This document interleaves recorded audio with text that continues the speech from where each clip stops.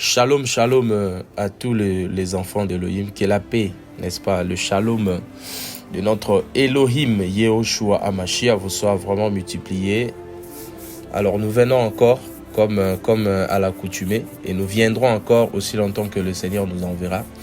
Parce que justement, les vrais enfants d'Elohim trouvent leur part dans la parole. Ils trouvent leur réconfort dans la parole du Seigneur.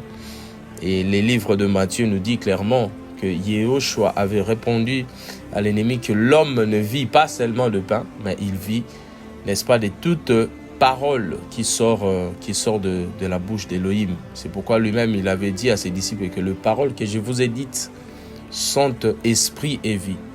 Alors, nous sommes dans une marche que nous sommes en train de faire. Nous sommes en train de parler du pardon de péché selon les Écritures. Luc chapitre 24, 46 à 47, notre verset de base nous dit clairement qu'il fallait que le Mashiach qui veut dire le Christ, souffre énormément et qu'il meure. Mais après 3 jours, il devrait être ressuscité. Et c'est en son nom, n'est-ce pas, que devait être prêché, annoncé la repentance et le pardon de péché. Et c'est ce message que nous sommes en train de décortiquer depuis un moment dans les Écritures. Alors nous avons parlé du péché au ciel. Nous avons aussi abordé la notion du péché en Éden.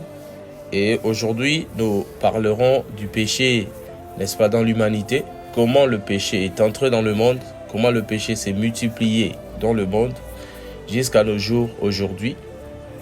Alors, et puis, nous parlerons aussi du péché à la croix de Golgotha.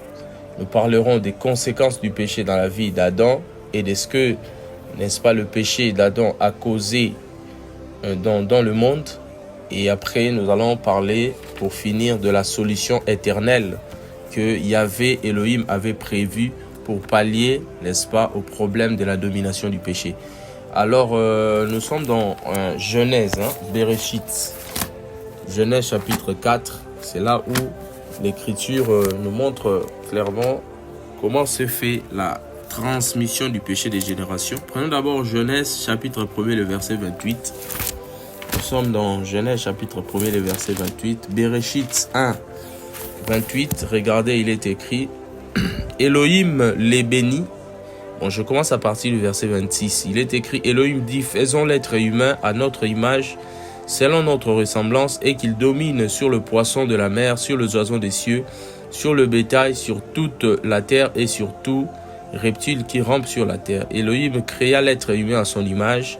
Il le créa à l'image d'Elohim. Il le créa mâle et femelle.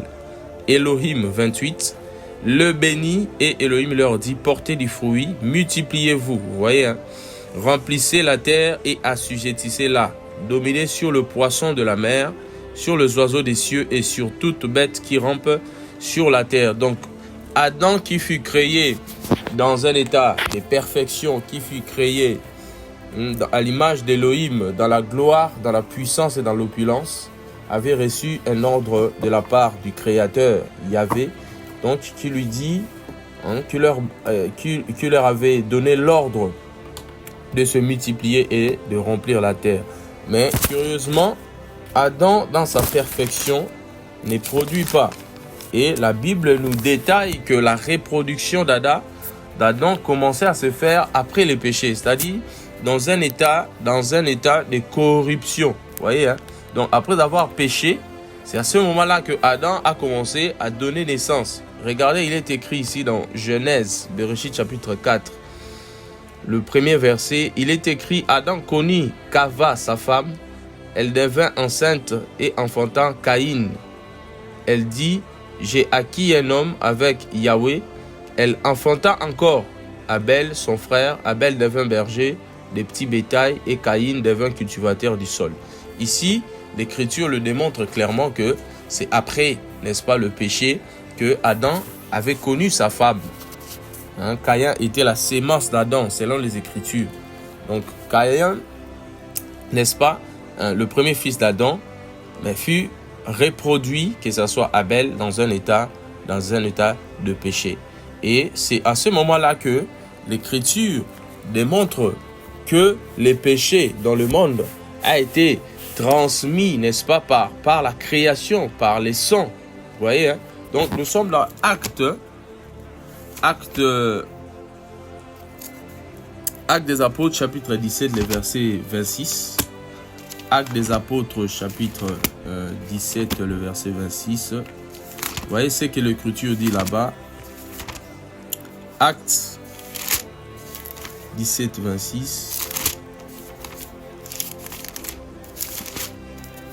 Acte 17, le verset 26, il est dit, bon, je prends le verset 25 au 26, il dit qu'il est écrit « Et il n'est pas servi par les mains des humains comme s'il avait besoin de quelque chose. Lui qui donne à tous la vie et la respiration et toutes choses. » Il est écrit dans le verset 26e, il dit « Et il a fait habiter sur toute la face de la terre, toute nation d'humains, sortis d'un seul sang, ayant déterminé le temps défini d'avance et les bornes de leur habitation. » Vous voyez?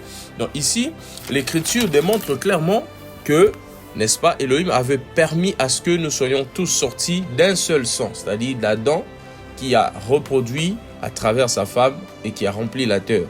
Si vous lisez même dans Genèse chapitre 3, le verset 20e, il est écrit là-bas que Kava, c'est-à-dire Ève, est devenue la mère de tous les vivants. Vous voyez, tous nous sommes sortis d'un seul homme. Et l'Écriture démontre clairement que c'est de la volonté suprême d'Elohim qui avait voulu à ce que la reproduction, n'est-ce pas, s'efface de la sorte. Vous savez que la vie de l'animal, c'est dans le sang. Si vous lisez dans Lévitique 17, là où Yahvé Elohim interdisait au peuple d'Israël de consommer les animaux avec le sang, il dit que la vie de l'animal est dans le sang. Et vous allez voir même pourquoi le salut devait passer aussi par la mort, par l'écoulement du sang, voire même le pardon du péché. Nous sommes dans Romains chapitre 5, le verset 2e. Il est écrit, c'est pourquoi, comme par le moyen d'un seul être humain, vous voyez, le péché est entré dans le monde. Et par le moyen du péché, la mort. De même aussi, la mort s'est étendue sur tous les humains par lesquels tous péchèrent. Car jusqu'à la loi, la Torah, les péchés étaient dans le monde. Or, le péché n'est pas mis en compte quand il n'y a pas de Torah, c'est-à-dire lorsqu'il n'y a pas de loi. Mais la mort a régné depuis Adam jusqu'à Moshe, même sur ceux qui n'avaient pas péché par une transgression semblable à celle d'Adam, lesquels est la figure de celui qui va arriver. Donc l'Écriture démontre que la mort est entrée par le péché, comme nous avons expliqué précédemment, et le péché a régné dans le monde depuis, n'est-ce pas, Adam jusqu'à Moshe le prophète. Adam jusqu'à Moshe le prophète, c'est toute une dispensation. C'est le temps, n'est-ce pas, de la loi. Avant la croix de Golgotha, Adam jusqu'à Moïse, parce que Moïse part du mont Sinaï jusqu'à la croix de Golgotha, c'est là où l'Écriture dit que Yoshua est la fin de la loi pour la justification de ceux qui croient.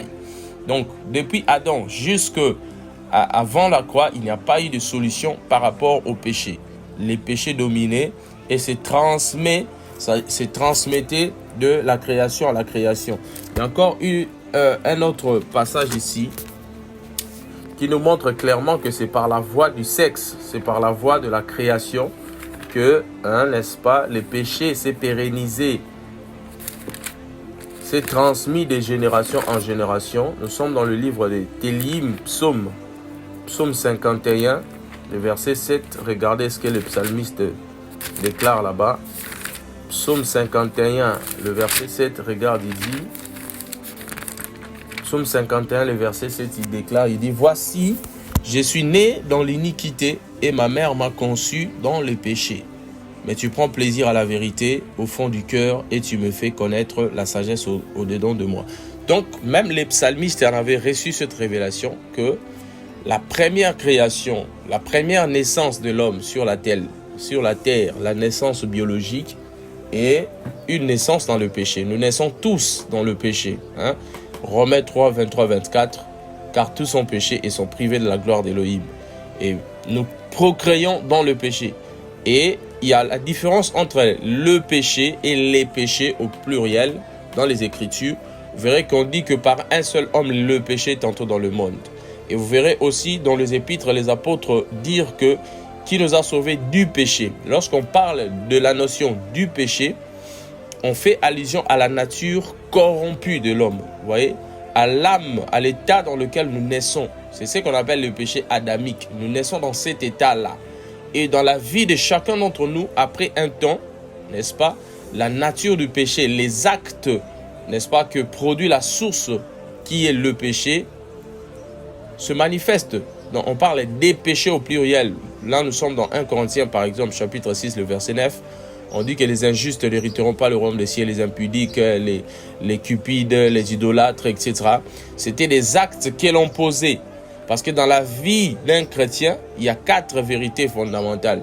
Il y a la naissance d'abord en Adam, la première naissance, n'est-ce pas? Il y a ce que Yahushua a fait pour nous. Et la deuxième vérité, c'est ce que nous sommes devenus en lui par le moyen de la croix de Golgotha.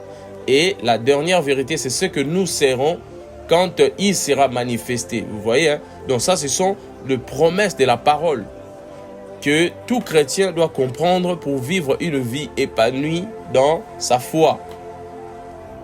Et c'est ça la première identité. Nous naissons tous dans le péché parce que la transgression de la loi divine dans le jardin avait ouvert la conscience de l'homme en ce qui concerne le mal et le bien. Et l'Écriture le témoigne que Yahvé Elohim avait inscrit sa loi, n'est-ce pas? Il a inscrit sa loi dans la conscience de tout être humain, que ce soit le peuple qui avait reçu la loi au temps de Moïse, que ce soit le peuple qui n'avait pas de loi. L'Écriture nous dit que la loi divine est inscrite dans le subconscient, dans l'être intérieur de l'homme, de manière à ce qu'il n'y a rien, alors personne qui puisse échapper au jugement du Seigneur.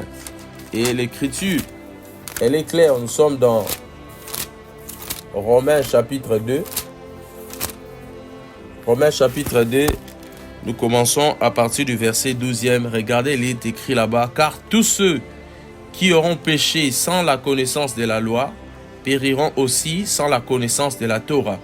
Et tous ceux qui auront péché ayant la Torah, c'est-à-dire la loi, seront jugés par le moyen de la loi.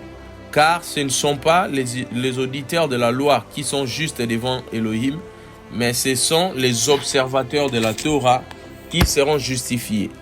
Car quand les nations qui n'ont pas la loi pratiquent naturellement les choses de la loi, n'ayant pas la loi, elles sont une loi pour elles-mêmes. Elles démontrent l'œuvre de la loi écrite dans leur cœur, leur conscience en rend témoignage. Eux, leur raisonnement les accuse ou même les défendent tour à tour. Au jour où Elohim jugera le secret des humains par Yahushua Mashiach selon mon évangile. Vous voyez, hein? Donc ici, hein, vous voyez, l'apôtre Shaul Paulos, l'apôtre Paul démontre clairement que la loi divine, depuis la chute d'Adam, la loi de ce qui est bon et de ce qui est mal, est inscrite dans l'être humain. C'est pourquoi quand un voleur vole et qu'il y a un petit garçon qui sort, il se met à courir parce qu'il a peur. Qui lui a appris qu'il agit en mal, vous voyez? Donc c'est parce que la parole d'Elohim est inscrite dans l'être. Quand quelqu'un commet le péché, pourquoi il se culpabilise? Les avortements, tout ça, pourquoi il y a des interpellations dans l'être? Quand quelqu'un tue, pourquoi il fuit? C'est parce qu'il y a la loi d'Elohim, les œuvres de la loi d'Elohim dans l'être humain. C'est inscrit dans l'être humain et c'est cela la nature dans laquelle nous naissons tous. C'est pourquoi même dans la vie d'un enfant, il peut naître innocent, mais après un moment, sans avoir l'enseigné le mal, mais cela commence à s'activer. L'enfant peut commencer à vivre dans la pornographie, dans toutes ces choses-là que vous connaissez. Donc, c'est parce que cette nature-là se révèle. Et il y a une solution que le Seigneur avait prévue. C'est ce que nous allons voir prochainement. Même si vous lisez aussi dans 1 Corinthiens chapitre 15, 45 à 40, on explique dans quel état nous étions nés. Animal, on était né animal. Nous naissons dans le péché. Nous naissons dans le mal. Et c'est comme ça que Elohim avait autorisé. Il a autorisé que cela soit accompli. Et par le moyen du sang. Vous voyez, c'est en ce moment-là qu'on parle de la notion des liens, par exemple. Parce que c'est ce que Adam avait accompli qui y est imputé à sa génération. Maintenant, après la croix, vous ne pouvez plus dire aux saints qui sont justifiés par le sang, qui sont encore liés et condamnés. Et les gens des églises des réveils, c'est ce qu'ils trouvent comme évangile. Mais nous disons c'est un autre évangile. Parce que l'évangile vient proclamer l'année des grâces. Selon Luc 4, l'évangile vient proclamer la délivrance, vient proclamer la liberté par la foi en l'œuvre de la croix de Golgotha. Hein, frère, si vous êtes membre d'église, c'est ça les messages, c'est ça la parole, que nous sommes justifiés par la mort de Yahushua HaMashiach. Selon Romains chapitre 8, l'Écriture dit qu'il n'y a plus de condamnation pour ceux qui sont en Yahushua. Donc, la grande vérité, c'est que nous naissons dans le péché à cause d'Adam, qui a reproduit par le sang, et nous héritons de lui les vaines manières. Hein? 1 Pierre chapitre 1, verset 18 à 20, il y a plusieurs écritures qui démontrent que nous naissons dans le péché parce que nous naissons en Adam. Raison pour laquelle le Seigneur apportera une régénération dans notre esprit pour que nous soyons adoptés et appelés ses fils. Donc que le Seigneur Yahushua HaMashiach vous bénisse. Nous sommes à l'église de Lemba, c'est là où nous nous réunissons chaque dimanche de 8h30 à 11h30. Et le Seigneur nous fait grâce vraiment pour aller encore en profondeur concernant ce message de la croix de Golgotha. Et que le Seigneur vous bénisse abondamment dans vos affaires, dans vos projets. Que le Seigneur sécurise vos familles. Que le Seigneur vous accorde la paix, le réconfort là où vous étiez fatigué, afin que nous puissions effectuer cette marche par la grâce du Seigneur. Au nom de Yahushua HaMashiach, nous le disons et nous disons Amen. Excellente journée.